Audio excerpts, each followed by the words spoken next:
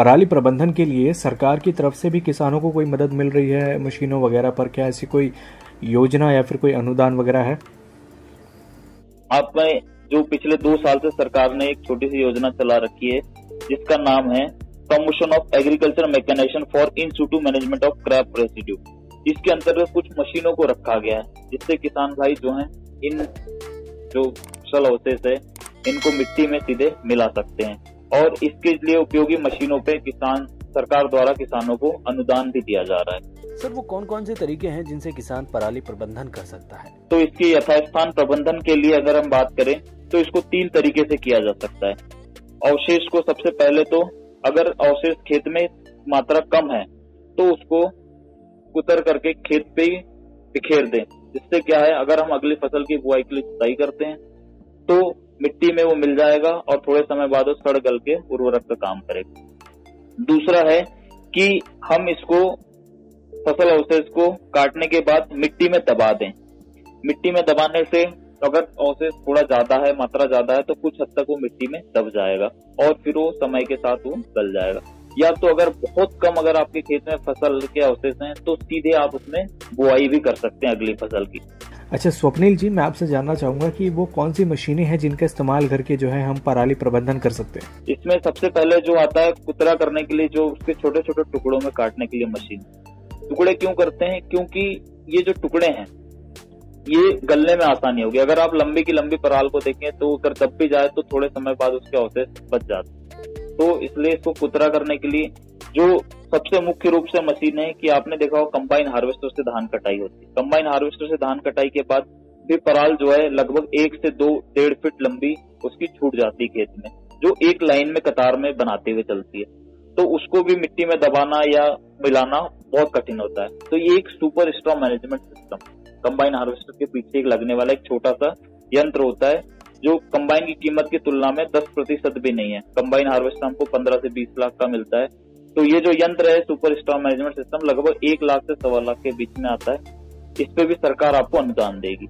तो ये आप लगा दें तो इससे जो लंबी पराल जो 1 फीट 1.5 फीट की निकल रही थी वो लगभग 1 इंच 1.5 इंच के टुकड़े आपको काट के और समान रूप से पूरे खेत में बिखेर देगा। तो इससे क्या है, आप अगर अगली मशीन फसल की बुआई के लिए मशीन चलाएंगे तो वो मशीन आसानी से चलने लगेगी और उसमें कोई बाधा नहीं पहुंचेगी। दूसरा यंत्र है स्ट्रॉ चॉपर।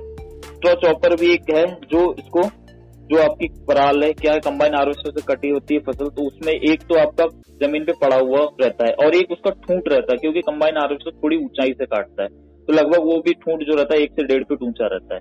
तो ये ठूंठ और जो बिखरे हुए रहते हैं इन सबको एकत्रित करके यह इसको भी बारीक बारीक टुकड़ों में काट देता है। तीसरा होता है स्ट्रॉ स्लैशर। स्ट्रॉ स्लैशर मुख्य रूप से जो खड़े ठूंठ रहते हैं इनकी कटाई के लिए होता है। ये लगभग इसको जमीन से 2 से 2.5 इंच ऊंचाई से आपको काट के जमीन पे समान रूप से बिखेर देता है। तो ये तो होगा इसकी कटाई करने के लिए, मतलब इनको कुतरा करने। और चौथा जो कुतरा करने के लिए काटने के लिए यंत्र होता है वो होता है मल्चर।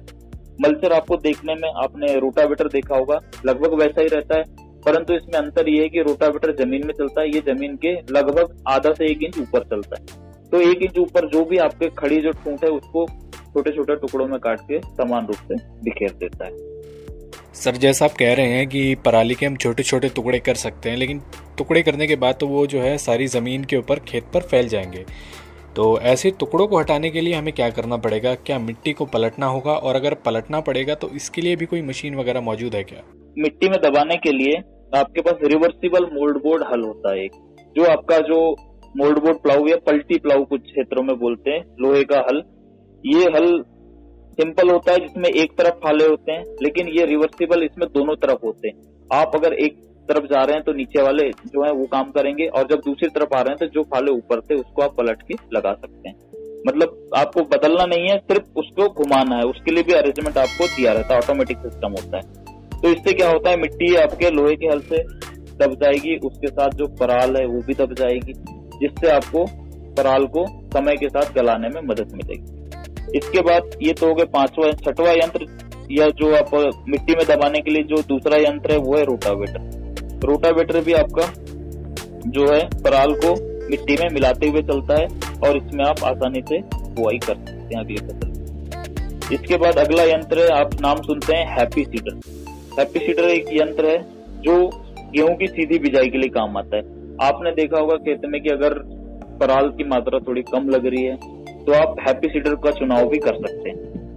ये मशीन आपकी जो आपका पराल है इसको एक तो छोटे छोटे टुकड़ों में काटेगी और साथ साथ उसके पीछे वो बिजाई भी कर देगी। तो आपको जब बुआई जब करेंगे तो आपको ऐसा लगेगा खेत में पराल दिख रही है, आपकी बुआई हुई नहीं हुई, परंतु आप अगर 10 से 12 दिन जब बीज का जो अंकुर निकलेगा उसमें पत्तियां नहीं, तो आप निश्चित रूप से इसमें देखेंगे कि आपकी फसल अच्छी तरह से आई हुई है। इसके बाद एक आपने सुना होगा जीरो टिल ड्रिल, शून्य जुताई यंत्र, शून्य जुताई बिजाई यंत्र। ये यंत्र भी एक आपके लिए विकल्प हो सकता है कि जैसे आपके खेत में पराल की मात्रा बहुत ही कम है, आपने बोनी वैरायटी लगाई हुई धान, तो इसमें आपको जो है सीधे आपकी बिजाई कर सकते हैं। एक तो आपकी इसमें ऊर्जा कम लगेगी कि आप 2-3 बार जुताई करते, उसको समतल करते जमीन को, फिर बिजाई करते, तो इससे आप सीधे बिजाई कर सकते हैं। इसके अलावा एक नया यंत्र अभी पिछले 1-1.5 साल से आप समझ रहे होंगे कि एक है हैप्पी सीडर जैसा ही एक सुपर सीडर होता है। ये भी आपका लगभग वैसा ही यंत्र है, परंतु हैप्पी सीडर जो है आपका ये जमीन की कुछ ऊंचाई पे आपका जो है फसल के अवशेष को काटता है, और सुपर सीडर में लगभग आपका रोटावेटर जैसा यंत्र सामने लगा रहता है जो पराल को काट के मिट्टी में मिला देता है और उसके पीछे पीछे आपकी बुआई होते हुए चलती है। तो ये जो है 8-9 जो यंत्र है ये मुख्य रूप से आपके इस योजना जो सरकार द्वारा चलाई जा रही है, promotion of agriculture mechanisation for in situ management of crop residue,